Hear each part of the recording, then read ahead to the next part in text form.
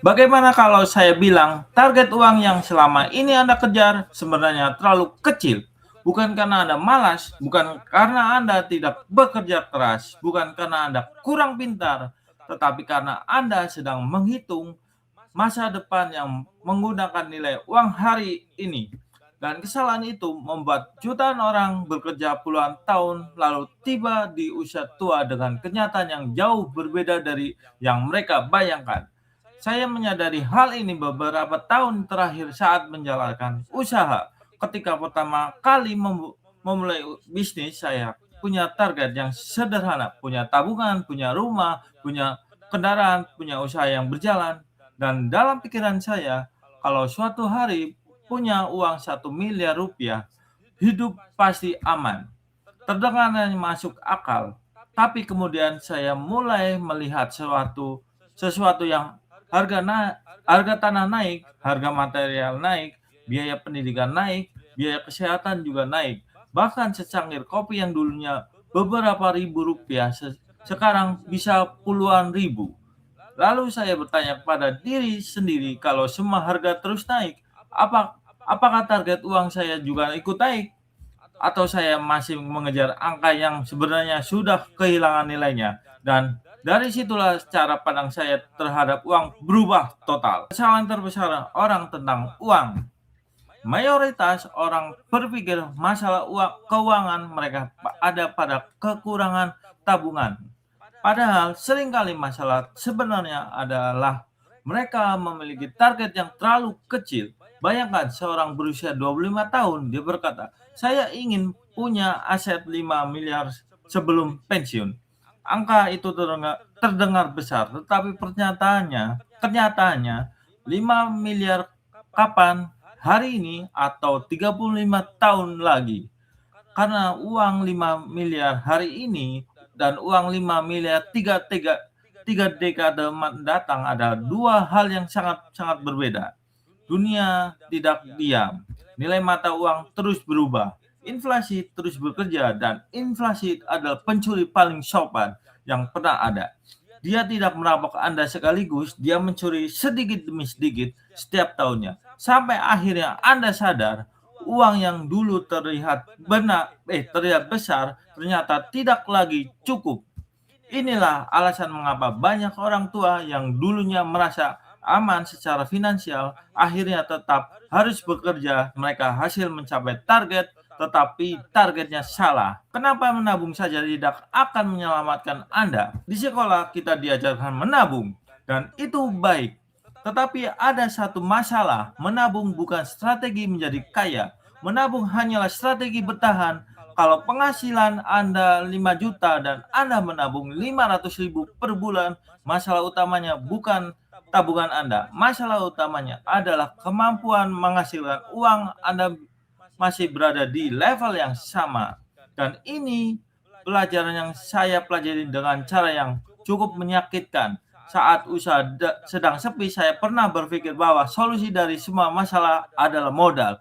Kalau saya punya tambahan modal, kalau saya punya tambahan dana, kalau saya punya tambahan pinjaman, maka semua selesai. Ternyata tidak. Karena masalah terbesar bukan kekurangan modal, masalah terbesar adalah saya belum memiliki kemampuan untuk menghasilkan lebih banyak pelanggan yang datang, belum memiliki sistem marketing yang baik, belum memahami cara membangun tim, belum memahami cara menjual dengan benar. Dan ketika saya mulai mempelajari hal-hal itu, hasilnya jauh sangat berbeda daripada sekedar menambahkan modal. Aset paling berharga yang tidak bisa dirampas. Kalau saya bertanya, investasi yang terbaik apa? Sebagian orang akan menjawab, kripto, saham, properti, emas, semuanya bagus. Tetapi menurut saya, ada investasi yang jauh lebih penting, yaitu kemampuan atau skill Anda yang harus diperbaiki dan pengetahuan serta pengalaman yang mumpuni terhadap bidang-bidang yang kalian inginkan. Karena misalnya karena properti bisa turun, saham bisa anjlok, kripto bisa anjlok, dan saham bisa jatuh seperti hal yang sekarang terjadi. Tetapi kemampuan menghasilkan uang akan selalu mengikuti Anda jika tahu cara menjualnya. Anda bisa menghasilkan uang jika Anda tahu cara marketingnya. Dan Anda bisa menghasilkan uang jika Anda tahu cara membangun sistemnya. Anda bisa menghasilkan uang jika Anda tahu cara memimpin tim. Anda bisa menghasilkan uang. Skill adalah aset yang tidak bisa dicuri, tidak bisa hilang karena krisis, dan tidak bisa musnah hanya karena pasar sedang buruk. Itulah sebabnya banyak orang sukses yang bangkrut lalu kaya lagi karena uang mereka mungkin hilang, tetapi kemampuan mereka tidak. Kenapa orang kaya terus semakin kaya? Ada sesuatu yang menarik. Orang kaya tidak hanya membeli barang, mereka membeli kemampuan, mereka membeli akses, mereka membeli pengetahuan, membeli kecepatan, dan ini yang jarang dipahami. Banyak orang yang melihat harga sebuah buku, mereka melihat harga sebuah pelatihan, mereka melihat harga mentor, lalu berkata, mahalnya, mahal. Tetapi mereka tidak pernah menghitung berapa biaya yang harus dibayar karena tidak belajar. Misalnya, kalau sebuah skill bisa mempercepat perjalanan Anda 5 tahun lebih cepat, berapa nilainya?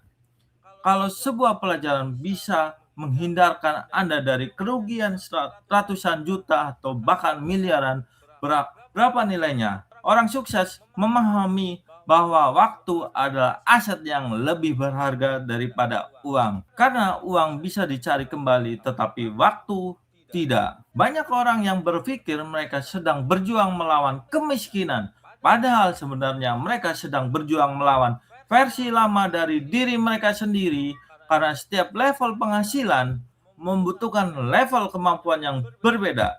Untuk menghasilkan 5 juta per bulan dibutuhkan skill yang tertentu. Untuk menghasilkan 50 juta per bulan dibutuhkan skill yang berbeda juga. Serta untuk menghasilkan 500 juta per bulan dibutuhkan cara berpikir yang berbeda lagi. Masalahnya, kita sering berharap hasil berubah tanpa mau berubah. Kita ingin penghasilan naik tetapi tidak mau belajar. Kita ingin bisnis berkembang tetapi tidak mau memperbaiki sistemnya. Kita ingin hidup berubah tetapi tetap melakukannya sama. Dan dunia tidak bekerja seperti itu. Dunia memberi imbalan berdasarkan nilai yang bisa Anda ciptakan. Semakin besar nilai yang Anda berikan, semakin besar yang Anda terima. Hari ini saya masih dalam perjalanan, dalam proses, saya belum sampai tujuan yang saya inginkan. Saya masih sangat-sangat banyak belajar, masih gagal untuk membangun bisnis, masih memperbaiki banyak hal, tetapi ada satu pelajaran yang benar-benar mengubah cara saya memandang uang. Orang miskin fokus menghemat, orang kelas menengah fokus mencari uang, tetapi orang kaya fokus meningkatkan kemampuan menghasilkan uang.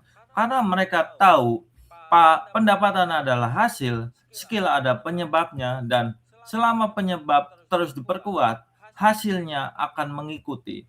Jadi sebelum Anda bertanya, bagaimana cara menghasilkan lebih banyak uang?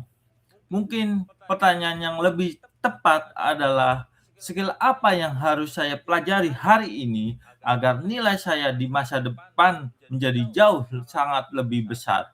Karena bisa jadi masa depan finansial Anda tidak ditentukan oleh jumlah uang yang Anda miliki hari ini, tetapi oleh kemampuan yang sedang Anda bangun saat ini.